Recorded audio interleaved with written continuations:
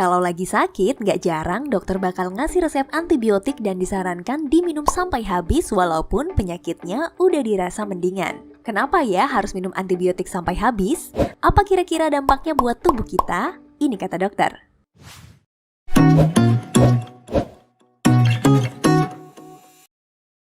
Antibiotik udah ditemukan lebih dari 90 tahun yang lalu, dan penemuannya udah berhasil menyelamatkan jutaan umat manusia di dunia yang kena infeksi bakteri.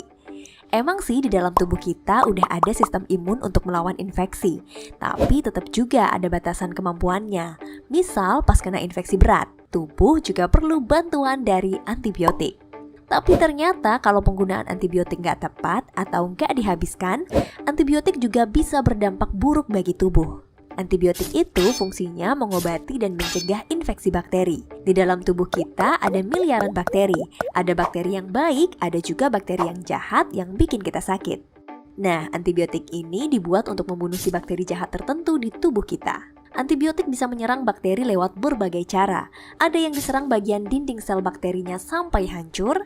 Ada juga yang cara kerjanya menghambat pembentukan DNA si bakteri jadi nggak bisa berkembang lagi. Nah, walaupun udah merasa sehat, bakteri penyebab penyakit di tubuh belum tentu hilang semuanya. Sisa bakteri yang masih hidup ini bisa bermutasi jadi kebal. Misalnya, dia mengubah susunan dinding selnya jadi lebih kuat sampai nggak bisa ditembus sama antibiotik. Bakteri ini juga bisa menginfeksi ulang. Dan kalau diobati pakai antibiotik yang sama, bakalan gak mempan lagi. Atau terjadi resistensi antibiotik. Dampaknya, nanti penyakit jadi lebih sulit disembuhkan.